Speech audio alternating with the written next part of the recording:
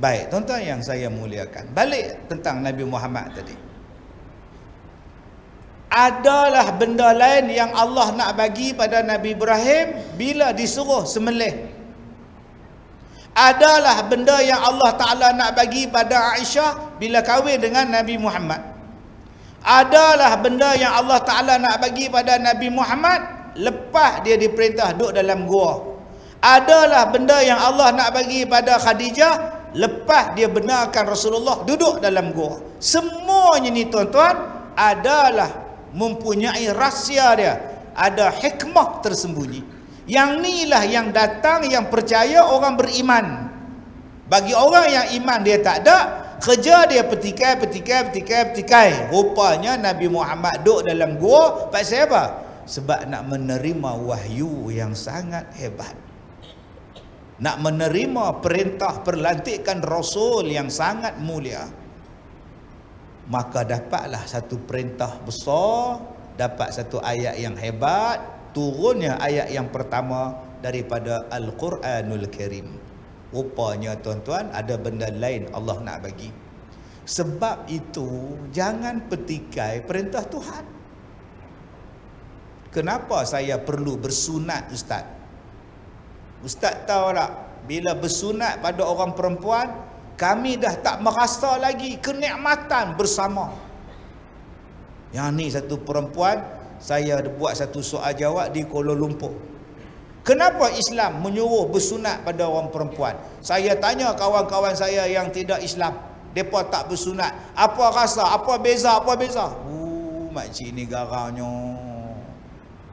Saya kata, kau oi, kau tak faham.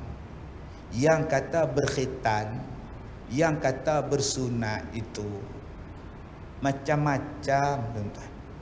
Kau tak faham ni. Tak, saya nak tanya satu je. Bersunat ni wajib ke sunat? Wajib. Habis tu kalau dia wajib, pak siapa nama dia bersunat? Manalah aku tahu. Takkan aku nak bubuh berwajib pula, masalah sungguh. Dia tanya pula pasal apa bersunat, boleh berwajib. Itu bahasa Melayu, namanya bersunat. Bahasa mereka khitan. Bahasa Melayu lagi lama, masuk Jawi lagi hawa biru. Masuk Jawi belum? Masuk Jawi lagi lama entah. Saya kata hak laki-laki lain, bersunat laki-laki lain, bersunat orang perempuan lain kat semua. Yang laki-laki membuang kulit khulfah sekian-sekian banyak, buang. Yang orang perempuan dia tak buang perhabis macam hak laki-laki buang. Dia melalui luka, buang sikit saja. Sebab itu dia tanya pula, kalau laki-laki tu baru masuk Islam, sunat tak Ustaz? Sunat. Kalau perempuan masuk Islam, dia detail betul tu. Kalau perempuan tua masuk Islam, nak buat macam mana Ustaz? Oh sudah. Tuan-tuan pernah tanya tak? Nyonya masuk Islam nak buat apa? Dia bukannya pitarah licin habis makcik tu. Hang lalu luka sikit cukup. Sebab tu saya kata tadi, mengaji malah, masuk kuliah malah. Dia suka belajar benda hak simple pada dia. Bila dia mari banyak soal, dia tak boleh fikir. Dia jam. Bila dia jam, dia kata Islam tak betul. Padahal dia tak mau ambil mendalam tentang agama dia. Dia mendalam dalam bab lain boleh, mendalam dalam perkara lain boleh, mendalam satu-satu bab dalam agama tak boleh. Ada hikmah dia, Allah nak bagi. Hang pi dulu sagi hang dapat. Hang buat dulu sagi hang dapat. Macam itulah yang berlaku pada kita dan juga kepada para nabi dan rasul yang lain. Buat dulu, lepas tu hang dapat. Ada benda lain yang Allah Ta'ala nak bagi. Tak Ustaz, pasal apa yang Adam dan Hawa ni duk elok-elok dalam syurga, pi makan buah yang dilarang, lalah keluar pada syurga. Apa cerita Ustaz? Hantar saya duk goyang kepala lah, tanya elok tak boleh? Tak, saya nak tanya Ustaz. Dengan sebab Nabi Adam dan Hawa keluar daripada dunia, lahirnya Nabi Muhammad sallallahu alaihi wasallam, insan yang paling agung sekalian alam. Adalah hikmah Tuhan nak bagi. Dengan adanya Adam dan Hawa keluar, hang mu ada, tok kita ada, mak kita ada. Sebab ada tugasan yang besar yang lain untuk Adam dan Hawa. Faham daripada itu? Siapa yang tak? Yang Khadijah ni pula, dia sabar. Seorang isteri yang sabar. Abang nak pergi duduk dalam gua, pergilah abang. Sekejap kalau rasa nak ambil makan, abang turun. Abang turun main ambil. Tak apa, anak-anak saya jaga, rumah saya jaga. Bila Nabi balik duk ketak takut, dia selimutkan suami dia, Nabi Muhammad. Dia kata, jauh, aku takut jauh. Agak-agak lah kalau Khadijah tu isteri kita lah. Kita pergi mancing mana tu, kena jin laut mana tu, mambang laut, peluk kita di laut tu, balik duk ketak. Agak-agak isteri tuan-tuan kata apa? Selimut aku jauh, apa benda lah, mes, tuan kata, pi lagi, pi. Awak pi semalam, pi 3-4 malam. Tu isteri kita. Rumah elok-elok ada gatai, nak duk camping lah, apalah, healing lah, apalah. Pi. Nu bukit bendera awak tak healing kan bukit bendera. Tu dia. Selimut juga. Ayak panas dia buat juga. Kopi ala Kazim dia yang murah entah.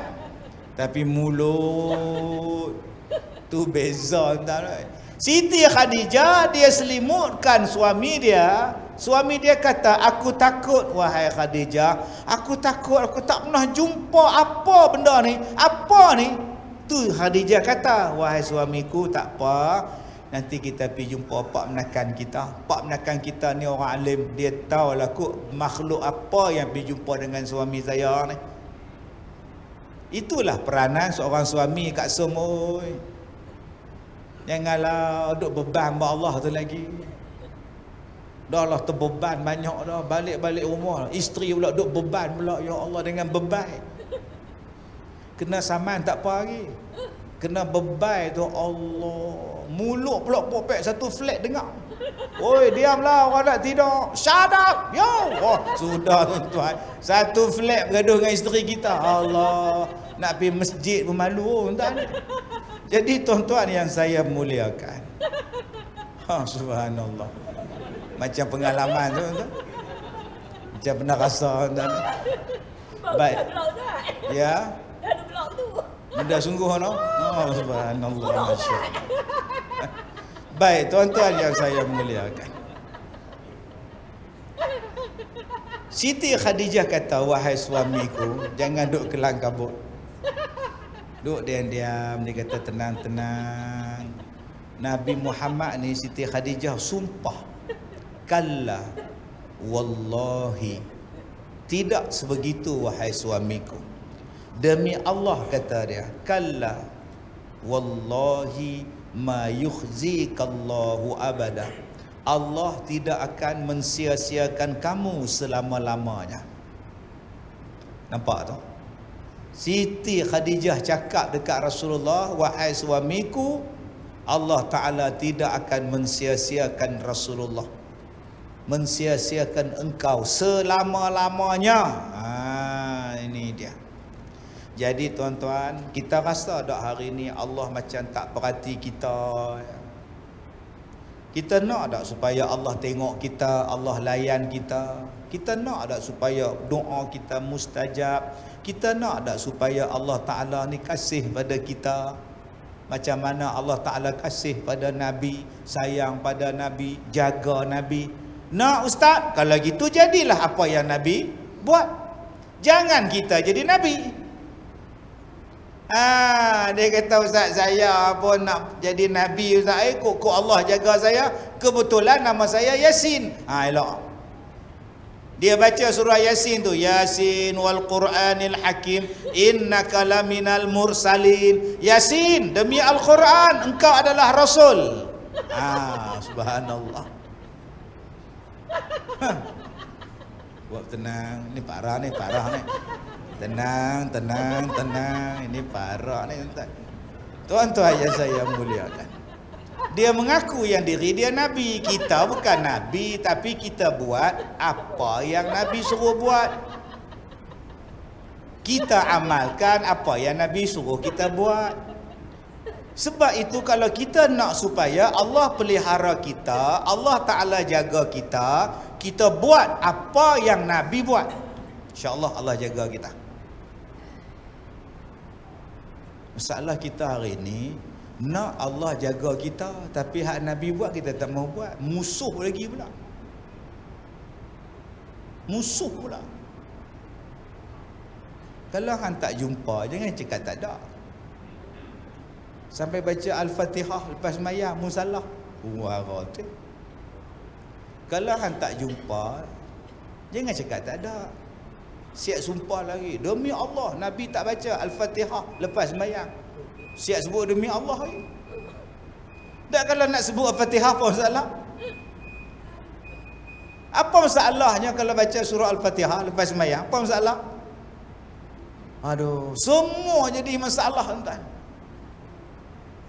Lama-lama tak buat apa. Kenapa tak pergi Mekah? Dia kata unta kurus tak ada.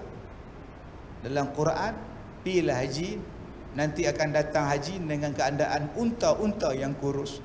Dia kata sampai terbang ke unta, sampai mati tak pergi Mekah, unta kurus tak ada. Inilah tuan-tuan sempitnya pegangan dan pahaman kita. Sampai pada satu tahap lama-lama tak ada ibadat. Patutnya kita ni makin tua, makin banyak ibadat. Ni makin tua kat semua, makin kurang ibadat. Zikir makin sikit, semayang sunat makin sikit. Sedangkan Nabi kata kepada Rabi'ah ni semayang dengan Rasulullah, semayang malam. Rabi'ah ni laki, bukan perempuan kat nak. Oi, kita ni faham Rabi'ah tu perempuan. Rabi'ah ni dia semayang dengan Rasulullah, semayang malam. Habis semayang malam, Rasulullah tanya kepada Rabi'ah, apakah keinginan kamu wahai Rabi'ah? Oi tuan-tuan, bayangkan Rabi'ah ni Rasulullah tanya, hang nak apa? Bahasa kita. Tuan-tuan, Nabi ni Nabi kekasih Allah. Dia tanya dekat Rabi'ah pula, hang nak apa? Subhanallah. Saya nak bersama Rasulullah dalam syurga. Tu permintaannya. Saya nak bersama Rasulullah dalam syurga. Boleh tak? Ada tak yang lain pada tu? Tak ada, Rasulullah. Yang tu saja. Kalau demikian, tolonglah diriku dengan membanyakkan kamu sujud. Mudah-mudahan dapat kamu bersama aku di dalam syurga. Maknanya kalau nak bersama dengan Nabi, perbanyakkan sujud, perbanyakkan solat sunat. Simple jawapan dia. Sebab tu kita main tarawih, buatlah banyak-banyak. Pasal apa dulu 20 lah, tinggal sikit. Sedangkan Nabi kata perbanyakkan solat sunat. Solat apa? Umum buat. Sunat sebelum Jumaat, sunat selepas Jumaat buat. Nabi tak pernah sebelum Jumaat potong 2 lah. Nabi tak pernah sunat sebelum Maghrib 2 lagi potong. Nabi tak pernah buat 20, potong pula 12. Lama-lama tinggal berapa? Tak ada. Langsung tak ada. Kemudian, ya Allah, tempatkanlah aku bersama dengan Nabi dalam syurga. Nabi dah bagi dah rahsia dia, banyakkan sembahyang sunat. Kita pula kata, pasal apa hang bangkit sembahyang ni? Saya buat tahajud. Mana boleh tahajud? Pasal pula hang belum tidur. Saya tak boleh tidur. Tak boleh tidur, tak boleh tahajud lah. Lepas bila nak tahajud, tidur dulu. Saya selalu tidur pukul 7 pagi. Hang lepas tidur tu sesat terus entah ni. Mana ada tahajud pukul 9. Oh, susahnya nak buat ibadat sekarang entah. Jadi penin kepala entah ni. Buat maksiat tak penin. Yang peninnya jadi buat ibadat.